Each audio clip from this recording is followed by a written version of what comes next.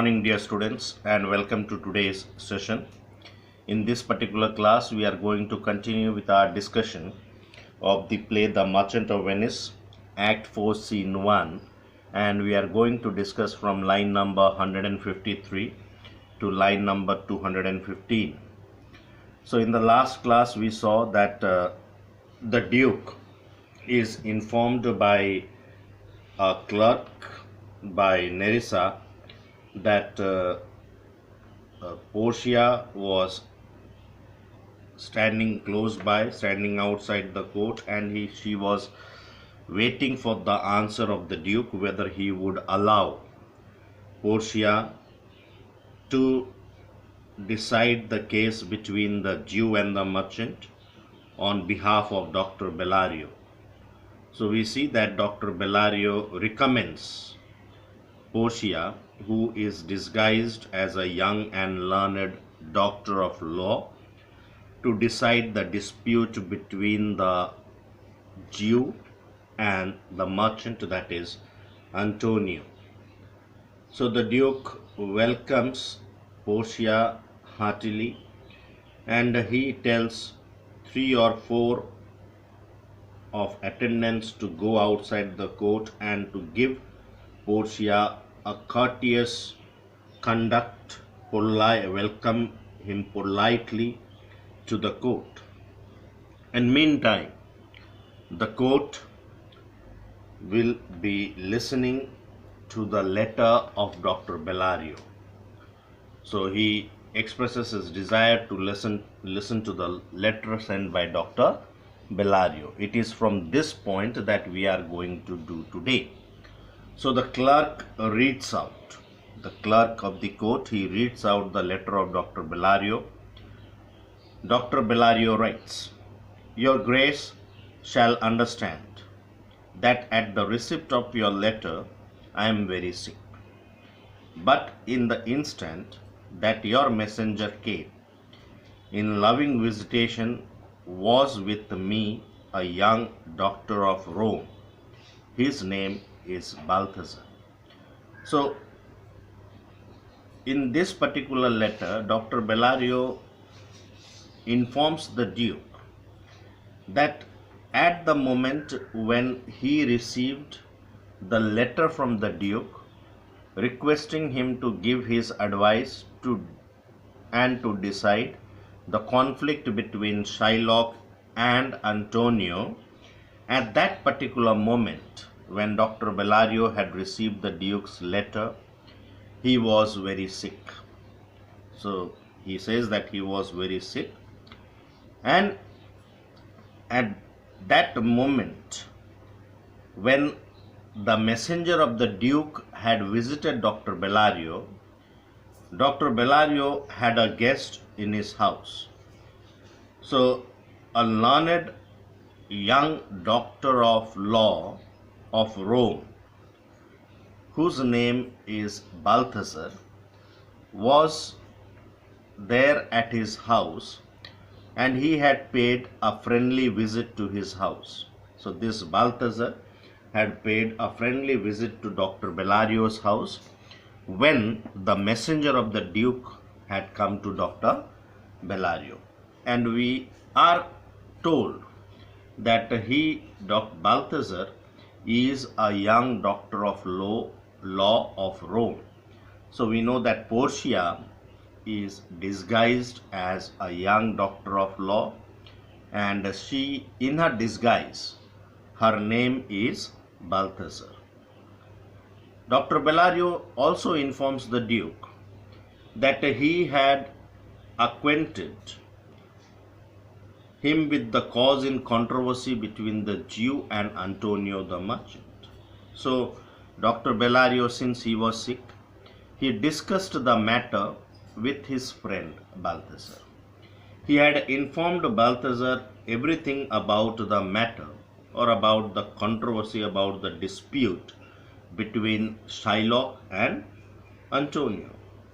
In fact, both these friends, that is Dr. Bellario and Balthazar, since both of them were legal experts, so both of them together had gone through a number of books They look through a number of books together.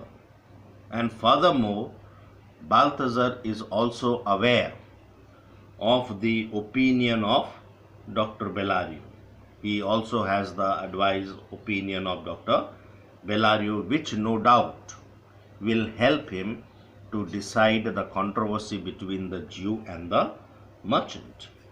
And the opinion of Dr. Bellario that was given to Balthazar is even bettered, is improved by his own learning, by the learning of Balthazar. So Balthazar makes use of his own learning and he improved upon the opinion of Dr.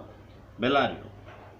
And he also tells the Duke that the Duke would come to know about the greatness of this person, about the expertise of Balthazar as a lawyer only when he meets with him.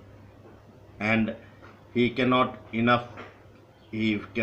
praise him adequately with words. So in fact, if the Duke wants to know about the true worth of Balthazar, then he must meet him, and when he meets him, he will exactly come to know that he is worthy of being praised highly.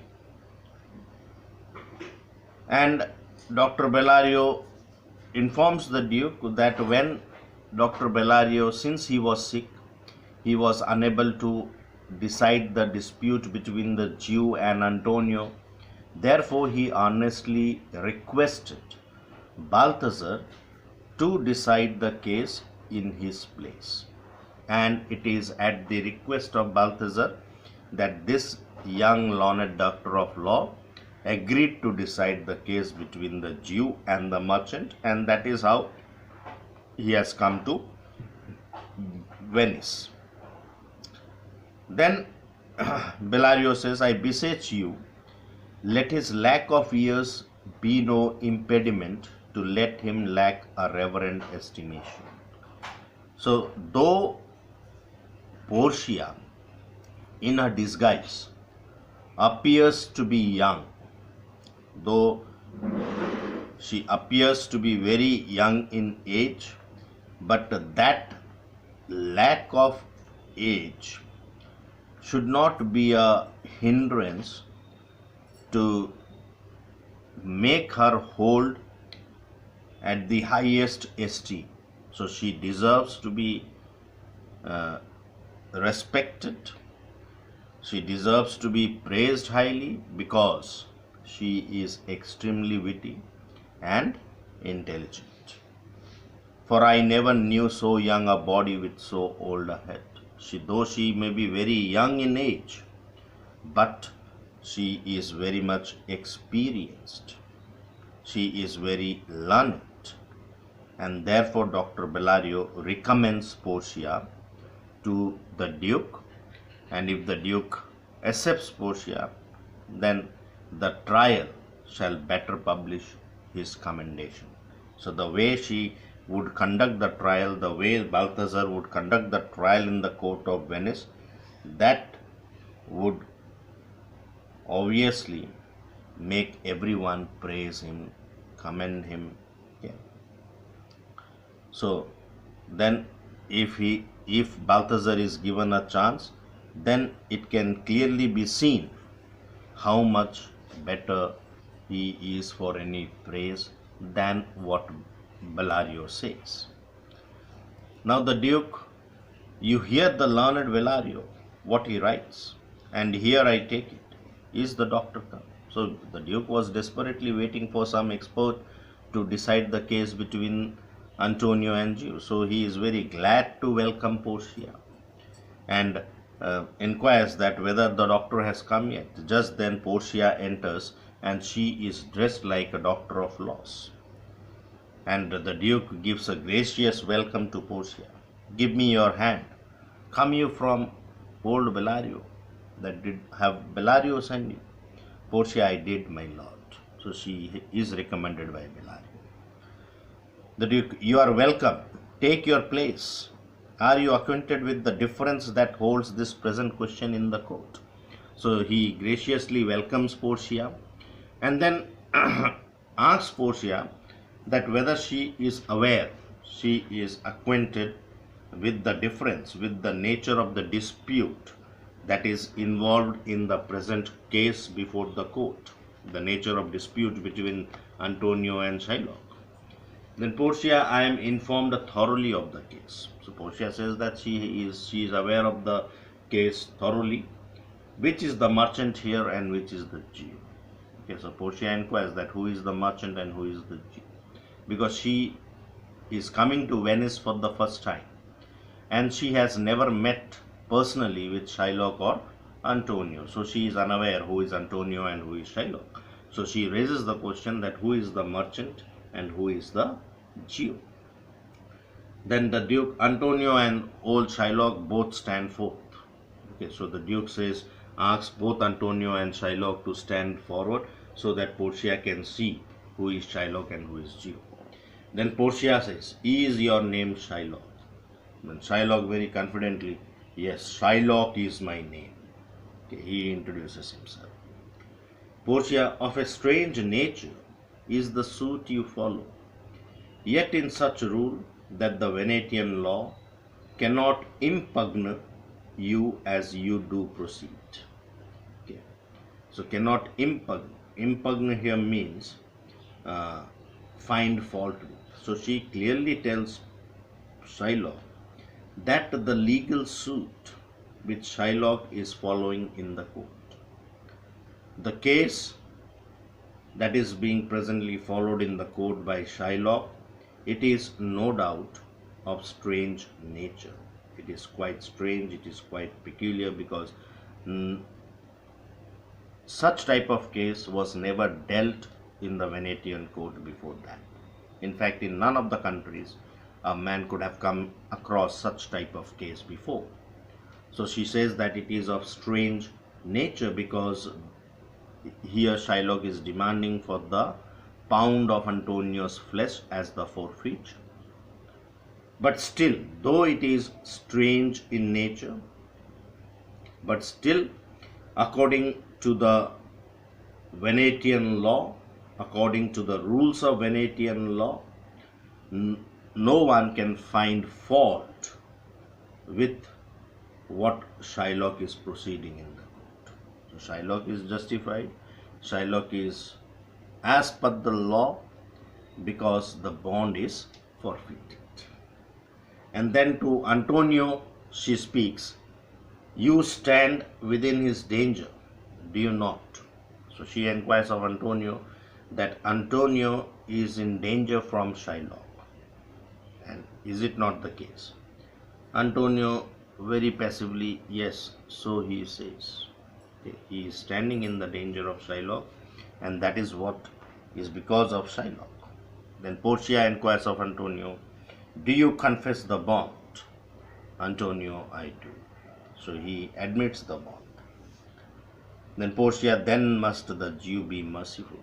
Okay, then Portia says that if that is the case, if the bond is forfeited, if Antonio's life is at risk because of the bond, in that case, the Jew must be merciful. Then only Antonio's life could be saved. The moment Portia says that the Jew must be merciful, Shylock says, on what compulsion must I? Tell me that. Okay. So Shylock inquires that what should force me to be merciful? Why should he be merciful? He demands for an explanation from Portia. So he is asking Portia, tell me, why should I be merciful? It is then that Portia makes the famous speech on the quality of mercy, through which she tries to explain to Shylock that what it means to be merciful. This is an important speech of Portia. You must understand it well. So she tells upon the different qualities of mercy, and she tries to explain to Portia that why should a man be merciful. Portia says, the quality of mercy is not strained. It droppeth as the gentle rain from heaven upon the place beneath. So, see, gentle rain, soft rain. So, rain at times can be severe. Now, there is so much of news, different places being flooded because of rain. Yesterday only, Hyderabad, Telangana was flooded. Why? Because of severe rainfall. So we are not talking about that severe rainfall. We are talking about gentle rain. Okay? That is welcome relief to human beings. Because many life processes depends upon the rainfall. So when without the rain we cannot think of growing crops. Okay?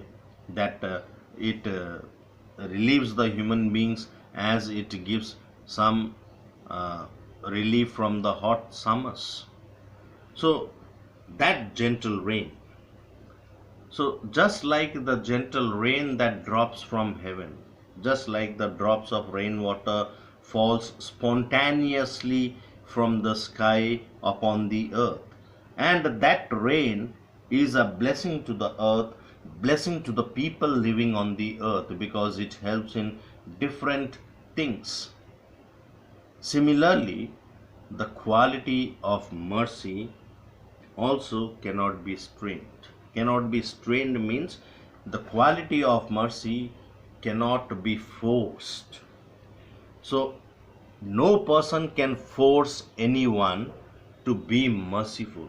It is a quality that flows from within, and it comes from within spontaneously, just like the gentle rain.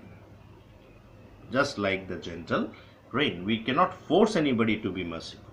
Mercy is a quality that is spontaneous, and it comes from within, just like the spontaneous rain that falls from heaven and blesses the place where it falls.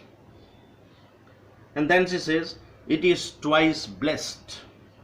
It blesseth him that gives and him that takes.